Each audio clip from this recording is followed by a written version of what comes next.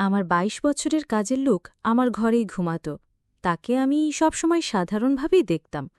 একদিন হঠাৎ সে আমার সামনে এসে বলল, ম্যাডাম, দয়া করে আমাকে ছোট চোখে দেখবেন না।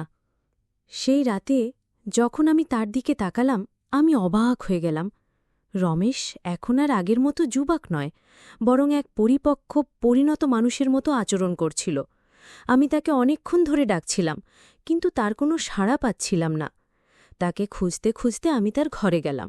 সেখানে দেখলাম রমেশ মাত্রই স্নান সেরে বাথরুম থেকে বেরিয়ে এসেছে। তার গায়ে তখনও সার ছিল না। আমি প্রথমবারের মতো তাকে এমনভাবে দেখলাম। রমেশের শরীর ছিল খুব শক্তিশালী, যেন কোনো যোদ্ধার মতো। আমি অবাক হয়ে তাকিয়ে রইলাম। বহু বছর পর আমি কোনো যুবককে এভাবে দেখলাম। আমি এক দৃষ্টিতে তাকিয়েছিলাম, তারপর আমি রমেশকে, আমার নাম প্রিয়া, আমি ৩৮ বছরের হলেও আমি আমার শরীরের অনেক যত্ন নিতাম, তাই আমার বয়স বেশি মনে হতো না। বন্ধুরা, আজকের গল্পটি অনেক বেশি স্পেশাল, তাই কেউ মিস করো না। আর দয়া করে গল্পগুলো ভালো লাগলে ভিডিওটি লাইক, শেয়ার এবং চ্যানেলটি সাবস্ক্রাইব করো প্লিজ। যখন থেকে রমেশ আমার বাড়িতে এসে থাকতে শুরু করল, আমার জীবনে কিছু পরিবর্তন আসতে লাগল। প্রথমে আমি ভেবেছিলাম রমেশ ছোট, সে কিছু বুঝতে পারবে না, কিন্তু ধীরে ধীরে তার আসল চরিত্র আমার সামনে আসতে লাগল। আমি কখনো ভাবতেও পারিনি যে ২২ বছরের একটি ছেলে আমার মতো ৩৮ বছরের একজন মহিলার জীবনে এমন আনন্দ বয়ে আনবে। রমেশ ২২ বছরের তরুণ, যাকে আমি গ্রামের বাড়ি থেকে আমার বাড়িতে কাজের জন্য নিয়ে এসেছিলাম। আমার বাড়িতে শুধু আমি আর আমার ১ বছরের সন্তান ছিল। যখন আমি কাজে যেতাম, রমেশ আমার সন্তানের যত্ন নিত এবং সে আমার বাড়িতেই থাকত। আমি বিয়ে না করেই মা হয়েছিলাম। আমার প্রেমিক আমাকে বিয়ের প্রতিশ্রুতি দিয়ে আমার সঙ্গে প্রেমের অভিনয় করেছিল। যখন আমি গর্ভবতী হয়ে গেলাম, আমি তার বাড়িতে গেলাম এবং সেখানে গিয়ে দেখি যে তার বিয়ে হচ্ছে। সে আমার সঙ্গে প্রেমের অভিনয় করেছিল, কিন্তু শেষমেশ অন্য একটি মেয়েকে বিয়ে করে ফেলেছিল। আমার গর্ভে যে সন্তান ছিল, তাকে নষ্ট করার ইচ্ছে আমার হয়নি। যখন আমি ভাবলাম গর্ভপাত করাবো, তখনও অনেক দেরি হয়ে গিয়েছিল, কারণ আমি তখন প্রায় ৫ মাসের গর্ভবতী ছিলাম। আমার বাবা মা আমাকে এবং আমার সন্তানকে গ্রহণ করতে অস্বীকার করলেন, তাই আমি একাই থাকতে শুরু করলাম। কিছু মাস আগে আমি আমার গ্রামের বাড়ি গিয়েছিলাম আমার দাদার ৯০তম জন্মদিন উদযাপন করতে। আমার দাদু আমাকে সেই বিশেষ দিনের জন্য নিমন্ত্রণ পাঠিয়েছিলেন, তাই আমি গ্রামে গিয়েছিলাম। সেখানে আমার ছেলেকে শুধু আমার দাদাই ভালোবেসে কোলে তুলে নিয়েছিলেন। আমার ছেলে কুনাল তার সঙ্গে খেলছিল, এমন সময় অফিস থেকে আমার ফোন এলো। কিছুক্ষণের জন্য ফোনে কথা বলার জন্য আমি বাইরে গেলাম। আমি যখন বাইরে থেকে ফিরে এলাম, দেখলাম আমার ছেলে কুনাল আর দাদার কাছে নয়, বরং বাড়ির এক কর্মচারীর কাছে ছিল। আমি লক্ষ্য করলাম কুনাল সেই কর্মচারীর সঙ্গে বেশ আনন্দের সঙ্গে খেলছে। আমি আমার সন্তানকে তার কাছ থেকে নিয়ে চলে যাওয়ার প্রস্তুতি নিচ্ছিলাম। তখনই সেই কর্মচারী আমাকে থামিয়ে বলল, ম্যাডাম, আমাকে একটু সাহায্য করবেন? আমার টাকার প্রয়োজন নেই, আমার কাজের প্রয়োজন। সে নিজেকে পরিচয় দিয়ে বলল, আমি রমেশ, আমি আগেই বাড়ির গবাদি পশুর খোয়ারে দেখাশোনা করতাম, কিন্তু এখন বড় সাহেব গবাদি পশু বিক্রি করার কথা ভাবছেন। যদি আপনার কাছে কোনো কাজ থাকে, দয়া করে আমাকে দিন, আমার খুব প্রয়োজন। আমার বাবা মাও দিন মজুরি করেন, তাই আমার কাজের খুব প্রয়োজন। তখন আমি বললাম, আমার সন্তানের যত্ন নেওয়ার জন্য একজনের প্রয়োজন, কিন্তু এর জন্য তোমাকে শহরে যেতে হবে। আমি এই কাজের জন্য তোমাকে প্রতি মাসে ৭,০০০ টাকা দেব। রমেশ আমার প্রস্তাব শুনে শহরে আসতে রাজি হয়ে গেল। কুনাল তার সঙ্গে বেশ ভালোভাবেই থাকত। এটা দেখে আমি রমেশকে আমার বাড়িতে নিয়ে আসার সিদ্ধান্ত নিলাম। রমেশ তখন থেকেই আমার বাড়িতে থাকত। সে বলেছিল প্রতি ৪ মাস পরপর যখন কিছু টাকা জমা হবে, তখন সে তার গ্রামে ফিরে যাবে। রমেশ সারাদিন আমার সন্তানের যত্ন নিত এবং ঘরের কাজে আমাকে সাহায্য করত। ১ মাস হয়ে গেছে রমেশ আমাদের বাড়িতে এসেছে, আর এই ১ মাসে সে নিজের কাজকে খুবই আন্তরিকতার সঙ্গে করেছে। তাকে আমার খুবই ভালো লাগত। রমেশের যত্নে আমার সন্তানের স্বাস্থ্যের উন্নতি হতে শুরু করেছিল, এবং আমি অবাক হয়ে দেখলাম যে আমার ছেলে কুনাল, যে আমাকে আগে অনেক বিরক্ত করত, এখন রমেশের হাত থেকে খুব ভালোভাবে খাবার খাচ্ছে। আমি রমেশকে আমার বাড়িতে থাকার জন্য একটি আলাদা ঘর দিয়েছিলাম। একদিন রাতে আমার ছেলে খুব কাঁদছিল এবং কিছুতেই থামছিল না। তার কান্নার শব্দ শুনে রমেশ আমার ঘরে এসে কুনালকে আমার কাছ থেকে নিয়ে নিল। রমেশের কাছে যেতেই আমার ছেলে কুনাল একদম শান্ত হয়ে গেল। রাত অনেক হয়ে গিয়েছিল, কুনাল রমেশকে ছেড়ে দিতে চাইছিল না, তাই আমি রমেশকে আমার ঘরেই থেকে যাওয়ার জন্য বললাম। সেদিন আমি অনেক সুন্দর একটি পোশাক পরেছিলাম, সে আমার কথায় রাজি হয়ে গেল। সকালে আমি ঘুম থেকে উঠলাম, তখন দেখি কুণাল রমেশকে জড়িয়ে ধরে ঘুমাচ্ছে। সেই দৃশ্য দেখে আমার মনে হলো রমেশ সত্যিই আমার সন্তানের জন্য একজন আদর্শ দেখাশোনাকারী হয়ে উঠেছে। সেই রাতের পর থেকে রমেশ কুণালের জন্য আমার ঘরেই থাকতে শুরু করল। রমেশ আসার পর সবকিছু ঠিকঠাক চলছিল, আর তার কাজের প্রতি আন্তরিকতা দেখে আমি বেশ খুশি ছিলাম। ছুটির দিনে আমি রমেশকে নিয়ে শপিং মলে গেলাম। সেখানে আমি তার জন্য সুন্দর কিছু পোশাক কিনলাম এবং স্যালুনে গিয়ে তার নতুন হেয়ারস্টাইল করিয়ে দিলাম। রমেশ দেখতে ভালো ছিল, কিন্তু সে সবসময় খুব সাধারণভাবেই থাকত। সেদিন আমি তার পুরো লুকটাই বদলে দিয়েছিলাম।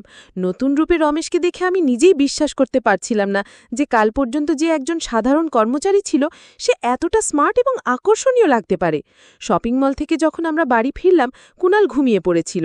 আমি তাকে তার ঘরে নিয়ে বিছানায় শুইয়ে দিলাম এবং পানি আনতে বাইরে যেতে লাগলাম। ঠিক তখনই রমেশ আমার জন্য পানি নিয়ে এলো।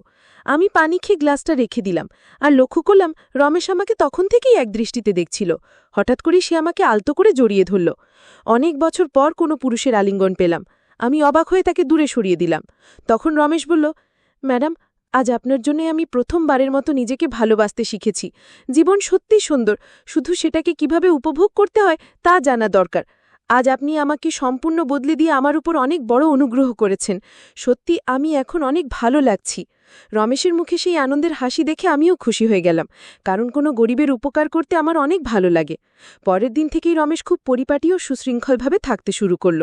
সে মাত্র ২২ বছরের হলেও গ্রামের ছেলে হওয়ার কারণে তার শারীরিক গঠন ছিল মজবুত। সে প্রতিদিন বাড়িতেই শরীরচর্চা করত, আর তার উচ্চতাও বেশ ভালো ছিল।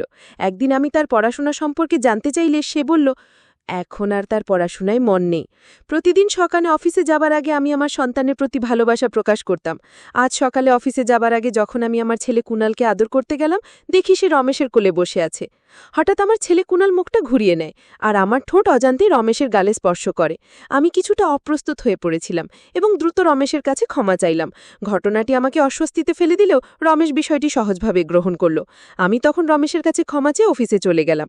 সন্ধ্যায় যখন বাড়ি ফিরলাম, তখনও আমি রমেশের চোখে চোখ রাখতে পারছিলাম না। রমেশ কুণালকে খাইয়ে ঘুম পাড়িয়ে দিয়েছিল। তারপর আমরা একসঙ্গে রাতের খাবার খেয়ে নিলাম। খাবার পর আমি আমার ঘরে গিয়ে ওষুধ খেতে লাগলাম, কারণ আমার মাইগ্রেনের সমস্যা ছিল। ওষুধ খাবার পরও আমার মাথার ব্যথা কমছিল না, তাই আমি মাথা ধরে বসেছিলাম। কিছুক্ষণ পর রমেশ ঘরে এলো। আমাকে এমন অবস্থায় দেখে সে জানতে চাইল কি হয়েছে। আমি বলার পর সে আমার মাথায় ধীরে ধীরে মালিশ করতে শুরু করল। রমেশের মালিশে আমার মাথার ব্যথা ধীরে ধীরে কমতে শুরু করল, আর আমি আস্তে আস্তে গভীর ঘুমে ডুবে গেলাম। সেই রাতে আমার ঘুম খুবই ভালো হয়েছিল। পরের দিন আমাদের অফিসে ট্র্যাডিশনাল ডে উদযাপন ছিল। আমি ঠিক করেছিলাম যে সেদিন গুজরাটি পোশাকে সাজব। আমি ঘাগরা পরেছিলাম, কিন্তু স্কার্টের গিট বাঁধতে গিয়ে বেশ অসুবিধায় পড়েছিলাম। আমার কোনো সহায়তা ছিল না, তাই আমি ঘরে কাজ করা রমেশকে ডেকে গিট বাঁধতে বললাম। গিট বাঁধার সময় তার হাত আমার পিঠের উপর দিয়ে স্পর্শ করছিল। আমি বিষয়টাকে গুরুত্ব দিইনি, কারণ তখন আমার কাছে আর কোনো উপায় ছিল না। প্রস্তুত হয়ে যখন আমি বেরোতে যাচ্ছিলাম, তখন রমেশ আমাকে থামিয়ে দিল। রমেশ ঘর থেকে কাজল নিয়ে এসে আমার কানের পেছনে লাগিয়ে বলল, ম্যাডাম, এখন আপনাকে আর কেউ নজর দিতে পারবে না। আপনি সত্যি খুব সুন্দর লাগছেন। আপনি এমনিতেই অনেক সুন্দর, আর আজকে আরও সুন্দর লাগছেন। তার কথা শুনে আমি হেসে ফেললাম এবং বাইরে বেরিয়ে পড়লাম। সেদিন সন্ধ্যা যখন আমি বাড়ি ফিরলাম, তখন আমার সঙ্গে আমার এক বন্ধু এবং তার বন্ধু ছিল। রমেশ সেদিন অসাধারণ খাবার তৈরি করেছিল।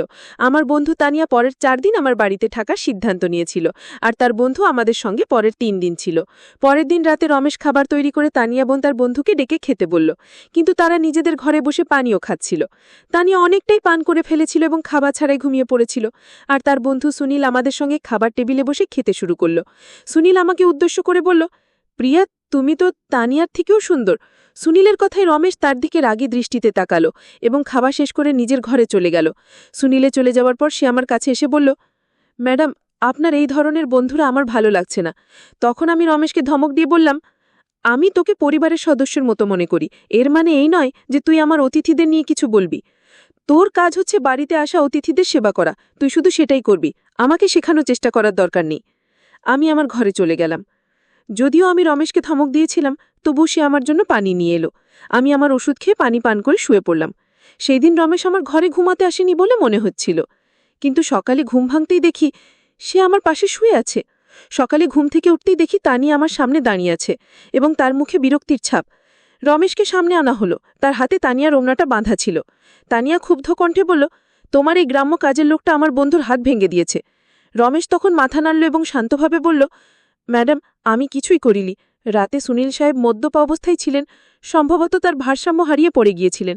আমি তো সুনীল সাহেবের উপর হাত তুলতে যাব কেন? তানিয়া তখনও কিছুটা অস্বাভাবিক অবস্থায় ছিল বলে মনে হলো। রমেশ আমার জন্য তাদের কাছে ক্ষমা চেয়ে নিল। তানিয়া এবং সুনীল তখন সেখান থেকে চলে গেলেন এবং রমেশ আমার কাছেও ক্ষমা চাইতে শুরু করলেন। আমি জানতাম রমেশ কোনো ভুল করেনি। আজ আমি ছুটি নিয়েছিলাম কারণ কয়েকদিন ধরে আমি বেশ ব্যস্ত ছিলাম, তাই ভাবলাম আজ একটু নিজেকে সময় দেব। সকালের নাস্তা করার পর আবারও 1 ঘন্টার জন্য ঘুমিয়ে পড়লাম। আমার ছেলে কুণাল আমার সঙ্গে ঘুমিয়ে পড়েছিল। ঘুম থেকে উঠে মনে হলো 1 কাপ চা খুব দরকার। আমি রমেশকে ডেকে চা বানানোর জন্য বললাম। আমি তাকে অনেকক্ষণ ধরে ডাকছিলাম, কিন্তু তার কোনো সাড়া পাচ্ছিলাম না। তাকে খুঁজতে খুঁজতে আমি তার ঘরে গেলাম।